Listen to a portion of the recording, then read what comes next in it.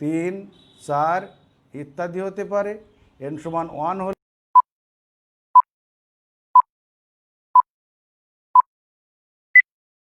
শিক্ষার্থী, আজকের অনলাইন ক্লাসে সকলকেই স্বাগতম। আজকের ক্লাসটি অভিনন্দন, শুভকামনা এবং এইচএসসি ভর্তির আবেদন জানিয়ে 2020 সনে মাধ্যমিকে উত্তীর্ণ সকল ছাত্রছাত্রীকে জানায় সাদর আমন্ত্রণ।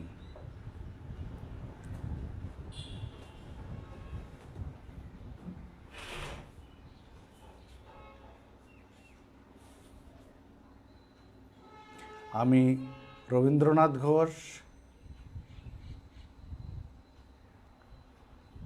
প্রভাষক রসায়নবিদ্যা, পাকশিয়া আইডিয়াল কলেজ, শার্শা, যশোর।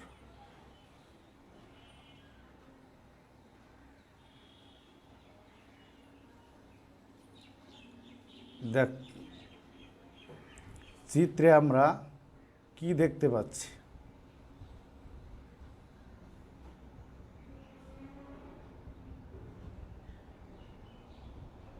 ইলেকট্রনগুলো নিউক্লিয়াসের চারিদিকে নির্দিষ্ট কক্ষপথে ঘুরছে।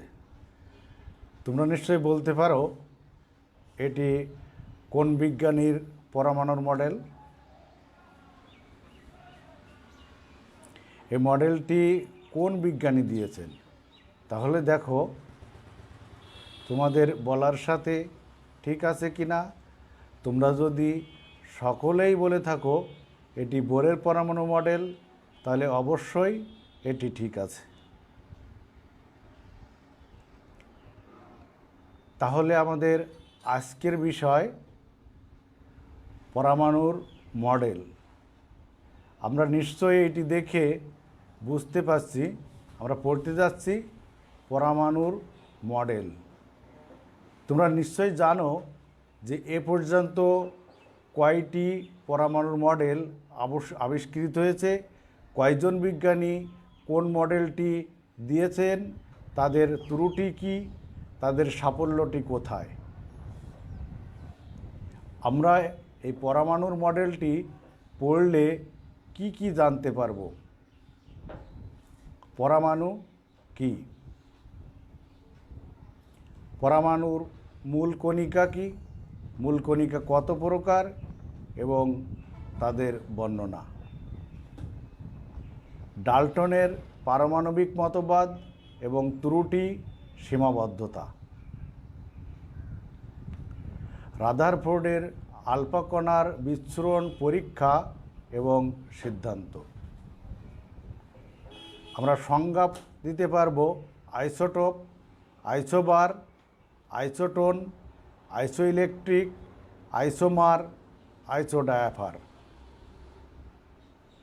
সীমাবদ্ধতা সহ রাদারফোর্ডের পারমাণবিক মতবাদের আলোচনা করতে পারব।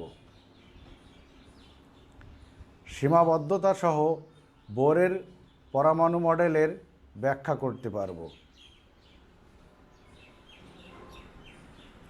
তাহলে আমরা নিশ্চয়ই বলতে পারবো পরমাণু কি।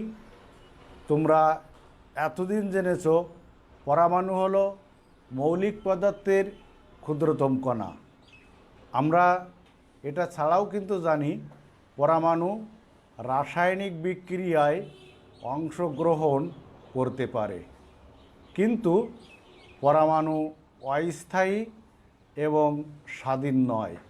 যেমন দেখো, হাইড্রোজেনের পরমাণু H, অক্সিজেনের পরমাণু O, ক্লোরিনের পরমাণু Cl, নাইট্রোজেনের পরমাণু N। তাহলে এখন দেখো আমরা অণু কাকে বলবো। অণু হলো মৌলিক ও যৌগিক পদার্থের ক্ষুদ্রতম কণা। আগে বলেছিলাম পরমাণু মৌলিক পদার্থের ক্ষুদ্রতম কণা, এখন বলছি অণু হলো মৌলিক ও যৌগিক পদার্থের ক্ষুদ্রতম কণা যা স্বাধীন, স্থায়ী, কিন্তু রাসায়নিক বিক্রিয়ায় অংশগ্রহণ করতে পারে না। আমরা উদাহরণটি দেখি। অক্সিজেনের অণু O2, হাইড্রোজেনের অণু H2, ক্লোরিনের অণু Cl2, নাইট্রোজেনের অণু N2, সোডিয়ামের অণু Na। দেখো তো, সালফিউরিক অ্যাসিডের অণু H2SO4, এখানে হাইড্রোজেন আছে, সালফার আছে, অক্সিজেন আছে। তাহলে আমরা দেখো, আমরা বলেছি সংজ্ঞায় যৌগিক পদার্থের আসলে সালফিউরিক অ্যাসিডের ক্ষুদ্রতম সংখ্যা কিন্তু H2SO4। যেমন সোডিয়াম কার্বনেট Na2CO3, সোডিয়াম কার্বনেটকে আমরা যখন যৌগ আকারে প্রকাশ করব, তার ক্ষুদ্রতম সংখ্যাটি কিন্তু আমার Na2CO3। এই জন্য এইটি আমার যৌগিক পদার্থের অণু। তাহলে দেখো, পটাশিয়াম পারম্যাঙ্গানেটের একটি অণু, পটাশিয়াম ডাইক্রোমেটের একটি অণু। এখন নিশ্চয়ই তোমরা অণু ও পরমাণুর মধ্যে পার্থক্য বলতে পারবে, যে পরমাণু ছিল মৌলিক পদার্থের ক্ষুদ্রতম কণা, আর অণু হলো মৌলিক ও যৌগিক পদার্থের ক্ষুদ্রতম কণা। পরমাণু স্বাধীন ছিল না, অণু স্বাধীন। পরমাণু স্থায়ী ছিল না, অণু স্থায়ী। পরমাণু রাসায়নিক বিক্রিয়ায় অংশগ্রহণ করতে পারে, অণু রাসায়নিক বিক্রিয়ায় অংশগ্রহণ করতে পারে না। তোমরা খাতায় একটু লিখে নাও, তোমাদের একটি পার্থক্য করতে হবে। মনে করো Cl নেগেটিভ চার্জ এবং Cl2, এই তিনটির মধ্যে কি ধরনের পার্থক্য হতে পারে? আমি আবার বলি, Cl2, Cl নেগেটিভ চার্জ, এই তিনটির মধ্যে তোমরা একটি পার্থক্য লিখো। আমরা পরের স্লাইডে যাই। দেখো, পরমাণুকে ভাঙলে যে ক্ষুদ্র ক্ষুদ্র কণা পাওয়া যায় তাকে পরমাণুর মূল কণিকা বলে। আমাদের প্রশ্ন ছিল, পরমাণুর মৌলিক কণিকা বলতে কি বুঝো? আমরা বলছি, একটি পরমাণুকে ভাঙলে যে ক্ষুদ্র ক্ষুদ্র কণা পাওয়া যায় তাকে পরমাণুর মূল কণিকা বলে। দেখো, তাহলে আমরা এইখানে পরমাণুর মূল কণিকা কি কি থাকতে পারে? এখন পরমাণুর মূল কণিকা, পরমাণুকে ভাঙলে আমরা পাই ইলেকট্রন, প্রোটন, নিউট্রন।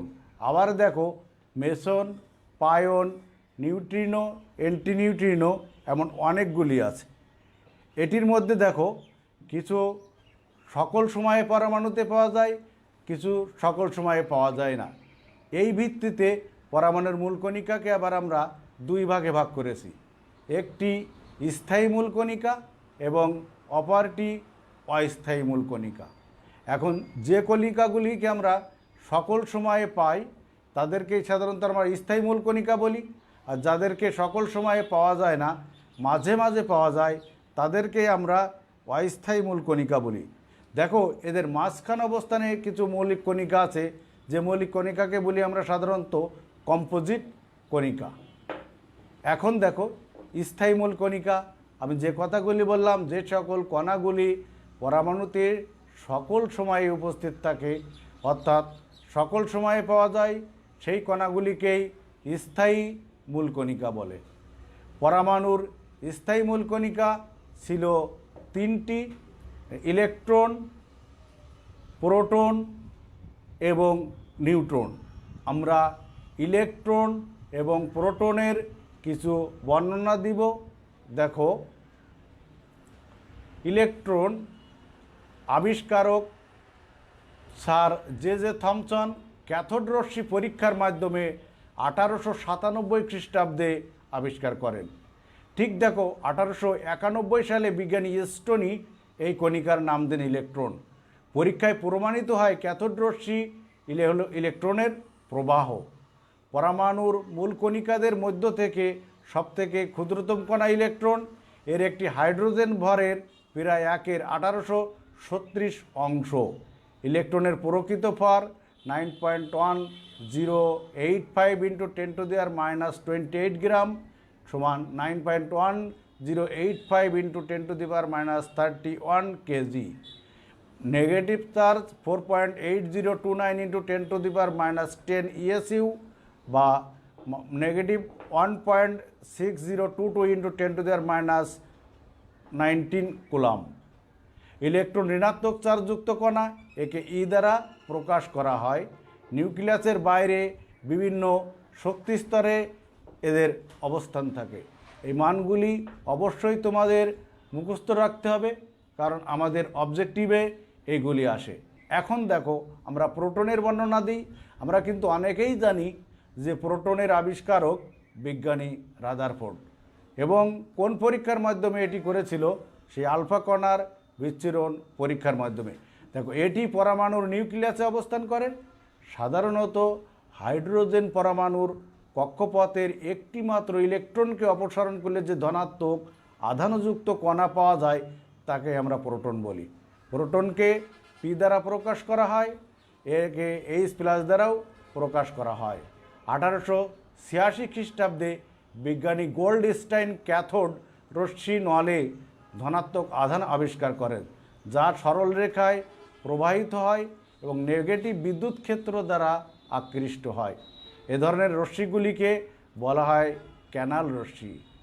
এই রশ্মি কতকগুলি তড়িৎ কণা দ্বারা গঠিত, যার ভর ও আধান নির্দিষ্ট। প্রকৃতপক্ষে এরাই প্রোটন। 1911 খ্রিস্টাব্দে বিজ্ঞানী রাদারফোর্ড ইলেকট্রনের ন্যায় প্রোটনও সকল পরমাণুর অতি সাধারণ কণা এ কথা প্রমাণ করেন। একটি প্রোটনের ভর হাইড্রোজেন ভরের প্রায় সমান, যার মান 1.6725 ইন্টু 10⁻⁻27 কেজি বা 1.6725 ইন্টু 10⁻⁻24 গ্রাম। একটি প্রোটনের চার্জ একটি ইলেকট্রনের চার্জের সমান, কিন্তু বিপরীত চিহ্নযুক্ত। প্রোটনের চার্জ 1.6 ইন্টু 10⁻⁻19 কুলাম বা 1.6 ইন্টু 10⁻⁻20 EMU বা 4.8 ইন্টু 10⁻⁻10 ESU। দেখো, নিশ্চয়ই তোমরা একজন বিজ্ঞানীকে দেখতে পাচ্ছ। আমরা যে বিজ্ঞানীর কথা বলে থাকি, বিজ্ঞানী নিলস বোর। এর আগে দুইটি মডেল সম্পর্কে আমাদের ধারণা আছে, ডাল্টনের মতবাদ এবং বিজ্ঞানী রাদারফোর্ডের যে মতবাদ। অর্থাৎ রাদারফোর্ডের মডেলকে আমরা বলেছিলাম সৌর মডেল। চার্জের তিনটি ত্রুটি ছিল। একটি ছিল সৌর মডেল বলা, অপরটি ছিল তার মডেলে কোনো শক্তিস্তর সম্পর্কে ধারণা দেওয়া হয়নি। আবার এই মডেলে অণু পরমাণুর আকৃতি সম্পর্কে কোনো কথা বলা হয়নি। আবার এইখানে বর্ণালী সম্পর্কেও কোনো ব্যাখ্যা দেওয়া হয়নি। সেইগুলি নিয়েই পরীক্ষা নিরীক্ষার মাধ্যমে বিজ্ঞানী নিলস বোর 1913 সালে সাধারণত তার নিজস্ব মডেলটি প্রকাশ করেন, যেটি পরবর্তীতে বোরের মডেল নামে পরিচিত। দেখো, এই মডেলের প্রথম কথা কী ছিল? যে নিউক্লিয়াসের চারিদিকে একটি বৃত্ত আকার কক্ষপথকে কেন্দ্র করে ইলেকট্রনগুলি ঘুরতে থাকবে, এবং যখন সে ঘুরবে তখন সে কোনো শক্তি ত্যাগ করবে না বা শক্তি শোষণ করবে না। এই কক্ষপথগুলিকে আমরা ছোট হাতের এন দ্বারা প্রকাশ করি। এনগুলি এন সমান 1, 2, 3, 4 ইত্যাদি হতে পারে। এন সমান 1 হলে কে শেল, 2 হলে এল শেল, 3 হলে এম শেল, 4 হলে এন শেল। একটি শক্তি স্তরে সাধারণত ইলেকট্রন থাকতে পারে আমার 2n²। তাহলে দেখো, আমরা যদি হিসাব করি তাহলে আমরা বলতে পারবো 2 গুণ 1² সমান 2টি। অর্থাৎ এনের মান যখন 1, তখন প্রথম শক্তি স্তরে আমাদের 2টি ইলেকট্রন থাকে। যখন দ্বিতীয় শক্তির স্তর আসে, যেটাকে আমরা এল বলি, এখানে এনের মান 2। দেখো, 2 গুণ 2² সমান আমার আছে 8টি। অর্থাৎ দ্বিতীয় শক্তি স্তরে 8টি ইলেকট্রন থাকে। অর্থাৎ যে শক্তি স্তর হবে সেটি হবে আমার এনের মান। আমরা চিত্রে 2টি পরমাণুর ডায়াগ্রাম দেখতে পাচ্ছি। দেখো, ইলেকট্রনগুলি কিভাবে ঘুরতে থাকে। আমাদের বিজ্ঞানী নিলস বোর যে কথা বলেছিলেন যে নিউক্লিয়াসকে কেন্দ্র করে ইলেকট্রনগুলি ঘোরে। দেখো এখানে আমরা দেখতে পাচ্ছি কিভাবে ইলেকট্রনগুলি ঘোরে। আমাদের এখানে তৃতীয় অর্থাৎ 3টি কক্ষপথকে দেখানো হয়েছে।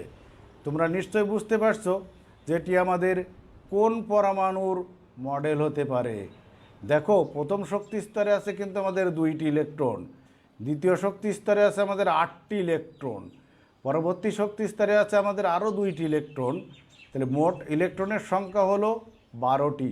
তাহলে 12টি ইলেকট্রন মানেই আমরা বুঝতে পারছি যে পারমাণবিক সংখ্যা 12।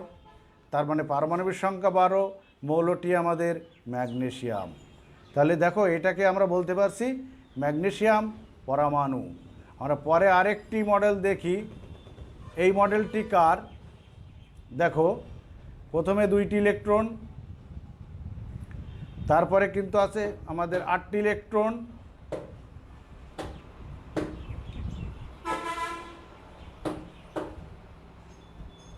তৃতীয় কক্ষপথে আছে আমাদের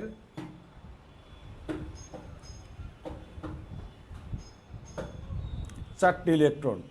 তাহলে টোটালি আমাদের ইলেকট্রন সংখ্যা হলো 14টি ইলেকট্রন আসছে আমাদের সিলিকন।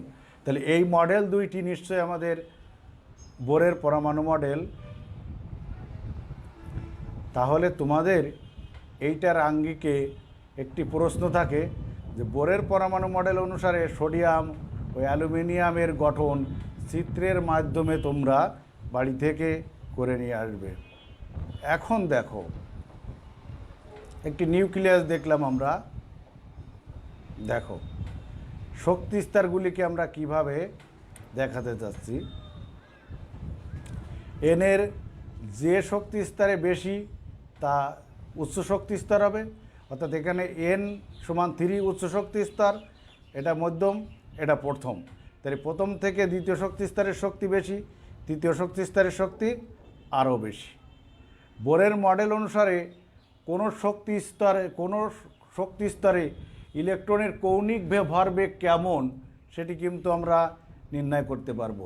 সূত্রটি ছিল আমাদের mvr = NAS/2π। এখানে m ছিল আমার ইলেকট্রনের ভর, v ছিল ইলেকট্রনের বেগ, r ছিল কক্ষপথের ব্যাসার্ধ, আর n ছিল শক্তি স্তর বা অরবিট সংখ্যা, আর h ছিল প্ল্যাঙ্কের ধ্রুবক। আমরা পায়ের মান জানি, তাহলে আমার যে কোনো একটি নির্ণয় করতে গেলে অন্য মানগুলিকে আমার জানা লাগবে। এখানে আমরা প্ল্যাঙ্কের ধ্রুবক আমরা জানি, তার মান কত। দেখো ইলেকট্রনের ভর আমাদের একটা মান দেওয়া আছে, শক্তি স্তরের ব্যাসার্ধ, কক্ষপথের ইলেকট্রনের ভর, এইচ প্ল্যাঙ্কের ধ্রুবক 6.626 × 10⁻34,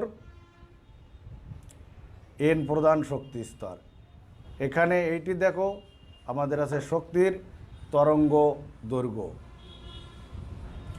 ইলেকট্রনগুলো এক শক্তি স্তর থেকে অন্য শক্তি স্তরে আসা যাওয়া করার সময় শক্তি শোষণ ও বিকিরণ করতে থাকে। নিম্ন শক্তি স্তর থেকে উচ্চ শক্তি স্তরে যাওয়ার সময় শক্তি শোষণ করে এবং উচ্চ শক্তি স্তর থেকে নিম্ন শক্তি স্তরে যাওয়ার সময় শক্তি বিকিরণ করে। এইটিকে আমরা hν = hc/λ দ্বারা প্রকাশ করতে পারি। এখানে c আলোর গতিবেগ, λ তরঙ্গ দৈর্ঘ্য, নিউ শক্তির কম্পাঙ্ক। দেখো এখানে আমরা শক্তির শোষণ ও শক্তির বিকিরণ দেখাচ্ছি। এখানে প্রথম চিত্রে দেখো আমাদের শক্তি নির্গত হচ্ছে, কারণ উপর শক্তি স্তর থেকে ইলেকট্রনটি যখন নিচের শক্তি স্তরে চলে আসে তখন শক্তির নির্গমন হয়। অপর দিকে দেখো এখানে নিচের শক্তি স্তর থেকে ইলেকট্রনটি উপরের শক্তি স্তরে গেল, তার মানে এখানে শক্তির শোষণ হচ্ছে। ইলেকট্রন উচ্চ শক্তি স্তর থেকে নিম্ন শক্তি স্তরে যাওয়ার সময় যে আলো বিকিরণ করে তা প্রিজমের মধ্য দিয়ে প্রবেশ করালে পারমাণবিক বর্ণালীর সৃষ্টি হয়, যেটিকে সাধারণত আমরা রাদারফোর্ডের মডেলে দেখতে পাইনি। তাহলে তোমরা এখন বোরের পরমাণু মডেলের 2টি স্বীকার্য চিত্রসহ বর্ণনা করবে। এখন নিশ্চয়ই আমরা বলতে পারি যে বোরের পরমাণু মডেলের সাফল্যটি কোথায়। রাদারফোর্ডের মডেল পরমাণুর শক্তি স্তর সম্পর্কে কিছু বলা না হলেও বোরের পরমাণু মডেলে বৃত্তাকার পথের কথা বলা হয়েছে। রাদারফোর্ড মডেলে পরমাণুর শক্তি শোষণ বা বিকিরণ সম্পর্কে কিছু বলা হয়নি, কিন্তু বোর মডেলে বলা হয়েছে পরমাণুর শক্তি শোষণ বা বিকিরণের মাধ্যমে কক্ষপথ পরিবর্তন করতে পারে। রাদারফোর্ড মডেলের মাধ্যমে কোনো পরমাণুর বর্ণালী ব্যাখ্যা করা না গেলেও বোরের পরমাণু মডেলের মাধ্যমে হাইড্রোজেনের বর্ণালী ব্যাখ্যা করা যায়। বোরের এত সাফল্যের পরেও বোরের পরমাণু মডেলের কিছু সীমাবদ্ধতা আছে। যেমন বোরের পরমাণু মডেল এক ইলেকট্রন বিশিষ্ট পরমাণু যেমন হাইড্রোজেনের পারমাণবিক বর্ণালী ব্যাখ্যা করতে পারলেও একাধিক ইলেকট্রন বিশিষ্ট পরমাণুর বর্ণালী ব্যাখ্যা করতে পারে না। বোরের পরমাণু মডেলে একটি ইলেকট্রন এক শক্তি স্তর হতে অপর শক্তি স্তরে গমন করলে সেখানে একটি মাত্র রেখা সৃষ্টি হওয়ার কথা ছিল, কিন্তু এখানে একাধিক রেখা দেখা যায়, যার ব্যাখ্যা বিজ্ঞানী বোর দিতে পারেননি। পরবর্তীতে সোমারফিল্ডের মতবাদে আমরা সেইটি জিমান স্টার্ক প্রভাবে দেখতে পাই। বোরের পরমাণু মডেল অনুসারে পরমাণুতে শুধুমাত্র বৃত্ত আকার কক্ষপথের কথা বলা হয়েছে, কিন্তু দেখা যায় ইলেকট্রনগুলি উপবৃত্ত আকার কক্ষপথেও ঘোরে। মূল্যায়ন আমরা এতক্ষণ যা দেখে আসলাম, তোমাদের এখন বলতে হবে নিলস বোর কত সালে তার পরমাণু মডেল প্রদান করেছিলেন। বোরের পরমাণু মডেলের কক্ষপথের আকৃতি কেমন? বোর মডেলে কক্ষপথকে কী দ্বারা প্রকাশ করা হয়? শক্তি স্তরের কৌণিক ভরবেগ কী? বিকিরিত বা শোষিত শক্তির পরিমাণ কত? আলোর বেগ কত? বোর মডেলের একটি সাফল্য বলো। বোর মডেলের একটি সীমাবদ্ধতা বর্ণনা করো। বাড়ির কাজ। বোরের মডেল অনুসারে পরমাণু মডেল তৈরি করে বা চিত্র অঙ্কন করে নিয়ে আসতে হবে। আজকের মতো এখানেই বিদায়।